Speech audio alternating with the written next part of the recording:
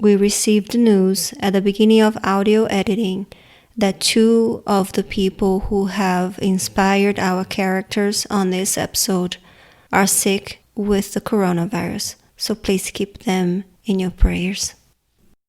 Previously on Building Evelyn.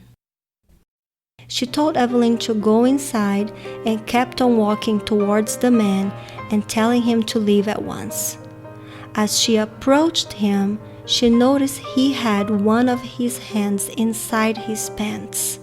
She started screaming at the top of her lungs when she saw that and yelled, "Pervert!" for all to hear.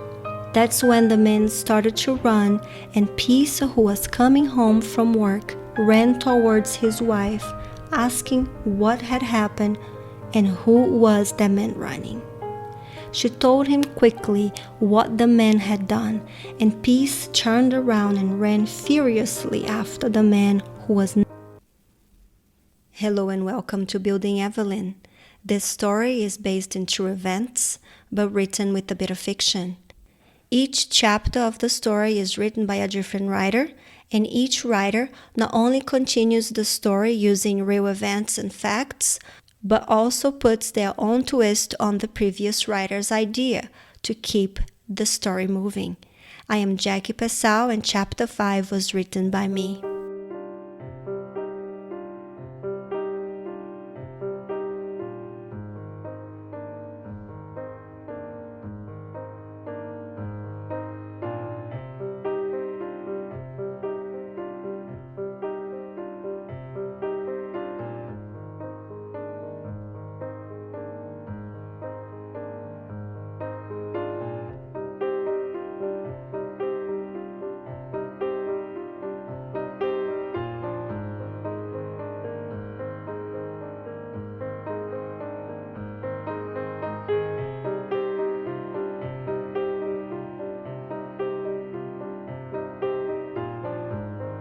Evelyn didn't sleep much the night before her first day of second grade. She was awake early since she continued to attend morning school and had her uniform ready, along with some of her school supplies, the majority of which were provided by her school as another added bonus of her father's job being part of the manufacturing association. A week before school started, each student's parents received their supplies from the school. Mary received pencils, notebooks, and all the books Evelyn would need for the school year. The books could be new or used, depending on the condition of the books, and especially if they were new, her mother would cover the books with wrapping paper to preserve the cover so the next year another child would enjoy the same book and appreciate the care from Evelyn and her mother. The excitement was almost too much to bear, Mary thought.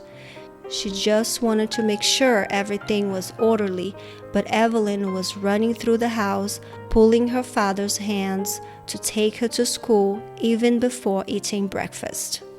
Breakfast at Evelyn's house was always the same. Fresh baked bread from the bodega up the road with margarine and coffee. But it didn't bother her then. Evelyn didn't like the coffee that her mother made because she thought it was way too sweet. She could never understand why her mother used so much sugar. Mary would make juice the same way, but this made sense to Evelyn because sometimes there wouldn't be enough fruit, so Mary would have to make up for it with water, and so it wouldn't be sweet enough. That morning, Evelyn had no appetite because she was eager to get going. Mary was exhausted, and Evelyn's little sister, Ellen, was not having a good morning either. She usually drank tea from a bottle in the morning, but lately her teeth would bleed when she sucked the tea, and it would be a huge mess. Her tea would be bloody, and so would her mouth, and she would begin to cry. At this point, Mary didn't care if her eldest child ate in the morning because she knew Evelyn would at least have a decent lunch at school. Peace placed the supplies in Evelyn's bag and carried it on his shoulder, and with Evelyn on one hand and his lunchbox in the other, he left, heading through the favela towards Evelyn's school, and from there, catch the bus to work at the accounting department at the factory in which he worked. Once they found her classroom, Evelyn chose her seat by the window. She figured it would be a nice spot to be, whether it was sunny or raining. She could always get the breeze, as the windows in her school were always open, and that made her happy. Her father didn't stay long in her new classroom or spent much time getting to know the teacher. He had a bus to catch, and his boss didn't really care about personal appointments, as he wanted everyone in the office on time, always. Evelyn hugged her father before he left and went back to sit down at the little table. The second grade classrooms were in a different section of the school. Similar to Evelyn's kindergarten and first grade, it had its own playground and restrooms. This section of the school didn't have hallways. The classrooms were connected to each other by sharing walls, but once you left the classroom, you were outside. The bathrooms were directly in front of the classroom Evelyn was taught in, and behind that, there was a library that almost stretched the entire length of all 4 classrooms in that particular section.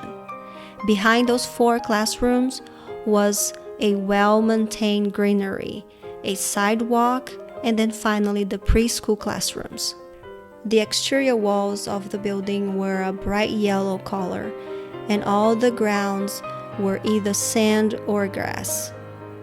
To Evelyn's great pleasure, there was a giant old cashew tree that was low to the ground, and she was sure she would have great recesses playing on it.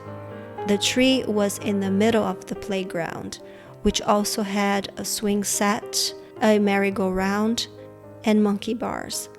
The classrooms were always bright since the walls of the classroom were painted white, and because the constant sunlight pouring into the open windows, and with it smooth outside air hinted with the scent of flowers and freshly groomed grass.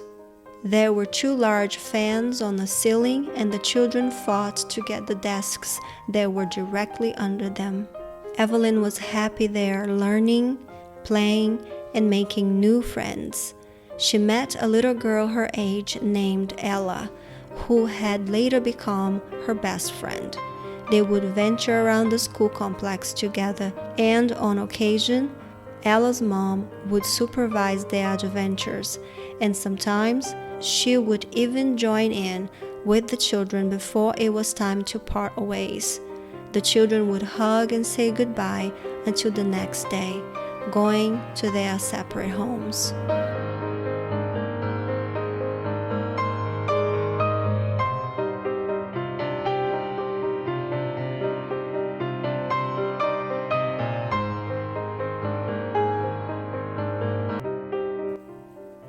When Mary was little, she dreamed of what life would be in the city. Living in her family's coastal fruit farm her whole life, she only heard stories of what the capital looked like, and she could only imagine what it would be like to browse fashion magazines in her free time, TV she could watch, and cars she would ride in on smooth, paved roads. She knew simple life suited her, but at the same time she sought for adventure, something different than cashew trees and cashew oil burns. One of Mary's tasks was to make sure, once the cashew was removed from its fruit, it was placed in the sun to dry.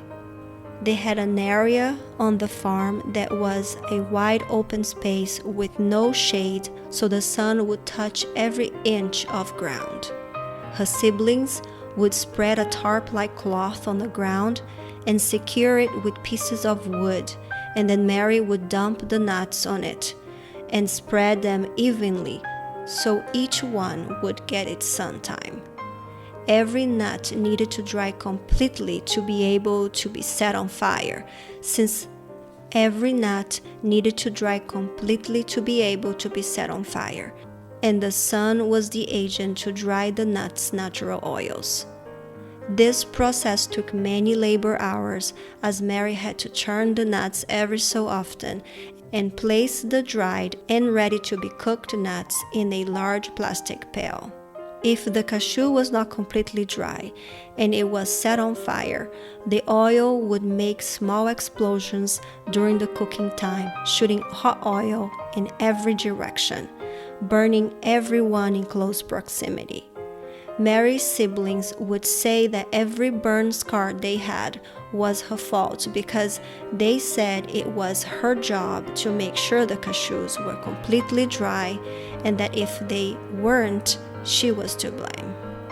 At 16, she was glad to leave the countryside fruit farm to live with her aunt in a city. While they had a humble house, she was especially grateful and appreciated one of life's in the city most basic things, electricity. How wonderful it was to turn the light on, to bathe before bed, or to have dinner and see her family's face like it was daytime outside. Back home, she had a kerosene lamp to carry around, and she was lucky to have it for more than a couple minutes, having to share all the little she had with 16 siblings. Life in the city was busy, and Mary didn't return to visit the farm very much, and oftentimes she would let her mind wander about the people back at home. She found that she missed her direct family and many of her sisters deeply. Mary and Peace married when she was 23 years old. Evelyn was born 4 years after, and Ellen 8 years after the marriage. Mary had only a few chances to visit the countryside to see her family since she was so busy with her new life. She had been homesick for a while and had asked Peace many times if she could take the girls to meet her side of the family. But he said no every time, saying they had no extra money to pay for such an expense. Peace was the sole provider, so whatever he said, it was to be done. Mary didn't work, and their humble lifestyle was maintained by his minimum wage salary at the factory.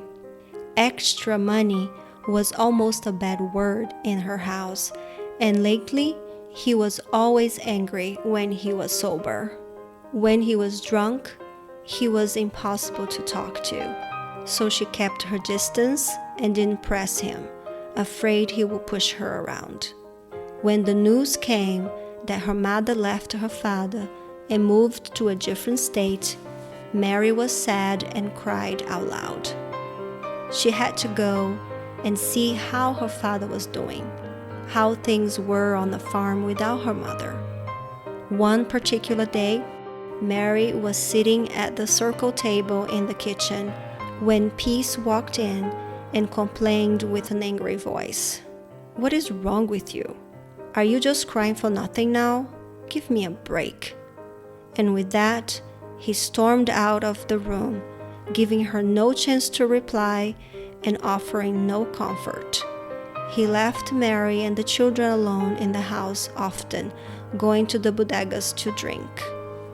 Mary told herself she was going to find a way to go visit her father, whether Peace liked it or not. She thought about how he claimed not to have extra money to give her, but he was able to find extra money to drink, and his hypocrisy irritated her. She contemplated what she was going to do and patiently waited until he got home. Knowing he was going to be drunk, she wanted to try to talk to him anyway. Mary soon realized it was a lost cause to try to speak with him over this topic, and she left, leaving him to go to bed. She waited an hour in her backyard, just sitting, looking at the sky, and listening to the people around her who were still awake, conversating and laughing. She wondered what they were talking about and how they could seem so carefree. After an hour had passed, she stealthily crept into hers and Peace's bedroom to see how deep of a sleep he was in. She figured she could roll him over, carefully though, not to wake him, and remove his wallet from his pocket to take the money she needed for her and Evelyn's bus fare. She planned to place the wallet back in his pocket, the same way she removed it, to ensure he wouldn't stir awake. If she was successful and he asked her about the missing money, she would say he probably lost it when he was drunk. She concluded that it would be good reasoning. But in the case that she wasn't as gentle as she needed to be and he woke up, she knew she would be sorry for her life, as the beating she would get would be severe.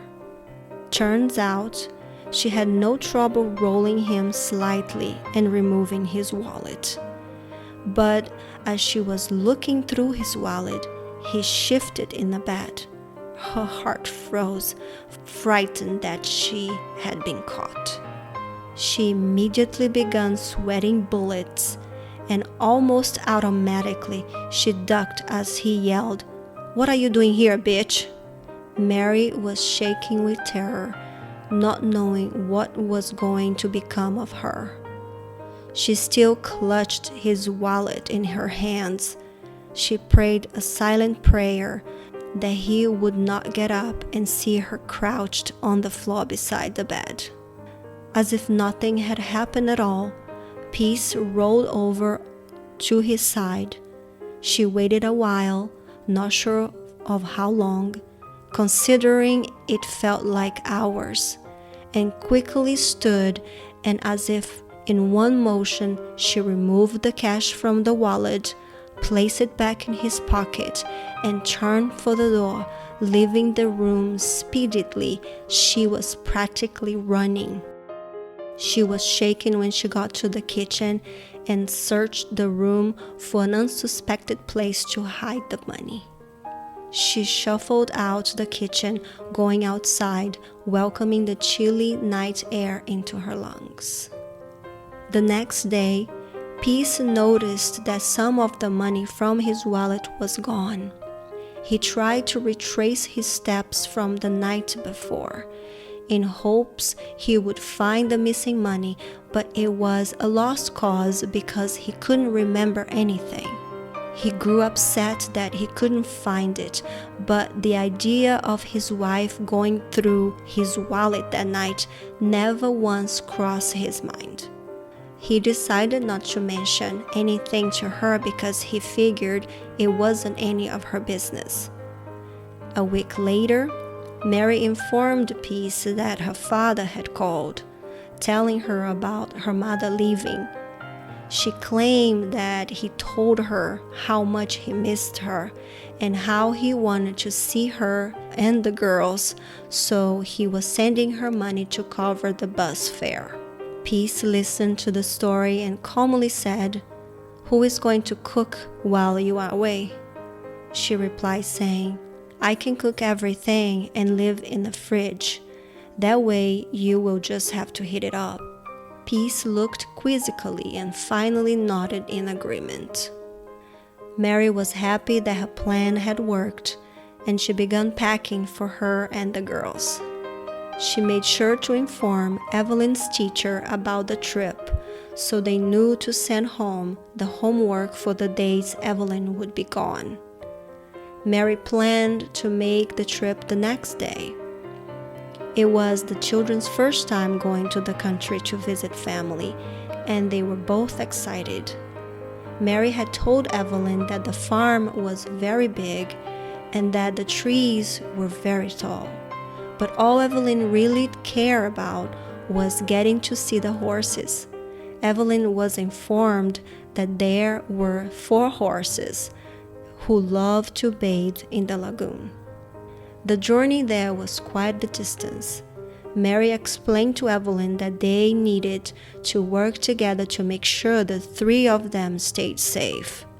They walked to the bus stop to catch the bus to the regional bus station, and from there they would buy their tickets and wait for their time to board. The girls had a snack of sliced oranges and used the restroom before the 4-hour bus ride. When they reached the bus station closest to the farm, night had fallen. A friend of the family was waiting for them to take them to the house, and by the time they got there, the girls were fast asleep. Mary was so happy to finally get to visit everyone. 6 of her sisters lived there, and 1 of her brothers. And as if they had appeared out of thin air, many relatives came to say hello. So many, in fact, that it looked like a party, with everyone talking, drinking coffee, and eating beiju. Behind her father's house was a huge cassava plantation, and to the side of it, they had what they called the flower house. The roof was made up of palm leaves, and there weren't any walls. The breeze went straight through it, and it felt really nice on a hot summer day. After its harvest, the cassava was taken to the flower house, and there they would clean it, peel the hard skin, shred it, and press it to drain the liquid. Once dried, the flour was strained or roasted for consumption. With the flour, they would make a hard, thin pancake-like snack called beiju. It was crispy, and you would eat it with honey and coffee. The cassava could have also been eaten boiled or fried. The next day, Mary showed the farm to Evelyn and Ellen. The main house was the same simple house that once housed Mary and all 16 of her siblings, but now with a few small upgrades. When Mary lived there, the walls were made out of intertwined, thin tree branches filled with mud, and now it was bricks and concrete. The once woven twig door was replaced by one of wood planks and nails, and the palm leaf roof was replaced by tiles, but there still weren't any floors in addition to the dirt floors. 3 bedrooms for 18 people? Evelyn questioned. How was there enough room for so many beds? Mary smiled down at the child. Not everyone had a bed, she told her. Some of them slept on hammocks hung over the beds. Each hammock had mosquito nets, and everyone was content with what they had. Outside, there was an outhouse, a room for bathing, and a huge well. The well was the kind you have to toss a bucket down into and pull it up full of water. Evelyn thought was a lot of work to keep pulling the water from the well that way, and she was grateful for the manual pump she had at home. She told herself to not complain next time she needed to pump water to flush the toilet, because now she knew she was lucky. The water took extra work to collect. Regardless, there were buckets of bathing that needed filling, a large clay pot that needed to be filled with water for cooking, and so did a ceramic water filter that provided clean drinking water. One of Mary's brothers died after drinking contaminated water, and their father made sure to have the efficient water filter used by many Brazilians who lived in big cities brought to the country for the family to use. Its activated charcoal filters the water, while the silver component removes the chlorine, and the clay keeps the water nice and cool. Evelyn was also mesmerized by the amount of chickens running around in groups, clucking and laying eggs everywhere. That night, they had an egg casserole for dinner that everyone enjoyed. During dinner, One of Evelyn's cousins, a teenage boy, told her that they could take the horses to bathe at the lagoon the next day. She was instantly intrigued and could hardly wait to experience the horses up close the next day. When it was time to retire for the night, Evelyn laid in the hammock, imagining the trip with the horses, dozing off while dogs barked in the distance. While the children were asleep and without the interference of her relatives, Mary sat down with her father to talk about what had happened to cause her mother to leave. He explained that someone told him she was cheating on him, and he didn't want her there if she was going to do such things. So he told her to leave. Mary was speechless. She thought that her mother was too busy caring for the household and the farm to find another man. But since most of Mary's siblings were grown, they were the ones taking care of the farm. Still, the news came as a surprise to Mary, but she was not there when it happened. She had to believe on her father's explanation. The next day, everyone was excited to go to the lagoon trip with the horses. They packed snacks and prepared lunches and wore their bathing suits under their clothes. Each horse had 2 riders, and Mary's brother-in-law took Ellen on the child's seat of his bicycle. He also had a full sack of cashews and cassava flour that he planned to trade for fish with a local fisherman the family was acquainted with. Evelyn was riding with her older cousin. This would be her first horseback ride, and he told her to hold on tight and to let him know if any issues on her part arose. He said they would be riding for a while, and there were no saddles, so it might be uncomfortable for her. Evelyn held tight, worried that she would fly off the horse at any moment. She became irritated, wondering why her cousin didn't seem bothered by the horrible feeling of riding bareback, wanting him to feel the same discomfort as she did. She complained that she could feel the horse's hips and legs move on her rear end and that it was rather uncomfortable.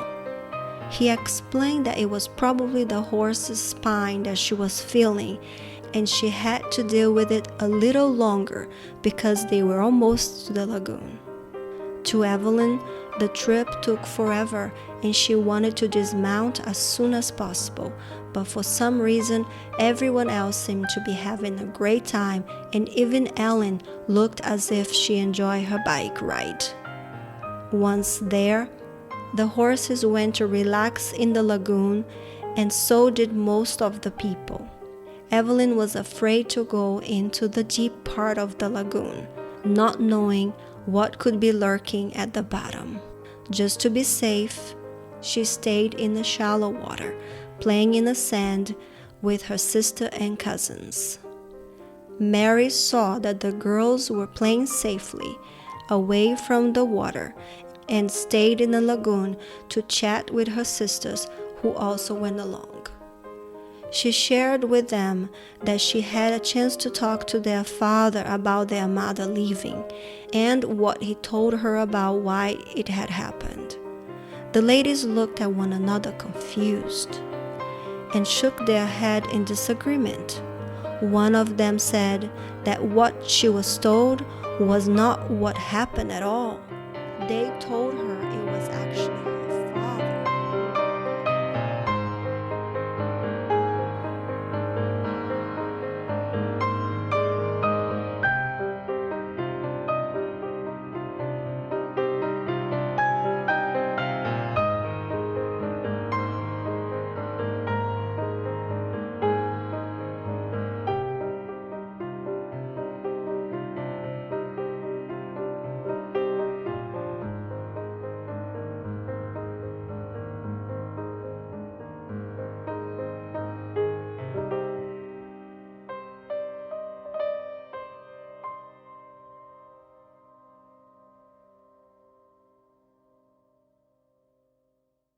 Building Evelyn's original story, narration and production by Jackie Pesal. This chapter was written by Jackie Pesal and edited by Karen Mata. Music by Clark James. You can listen to his amazing music on Spotify, SoundCloud, and Google Play. To learn more, visit clarkjamespiano.com or find him on Facebook or Amazon. I hope you find this podcast entertaining.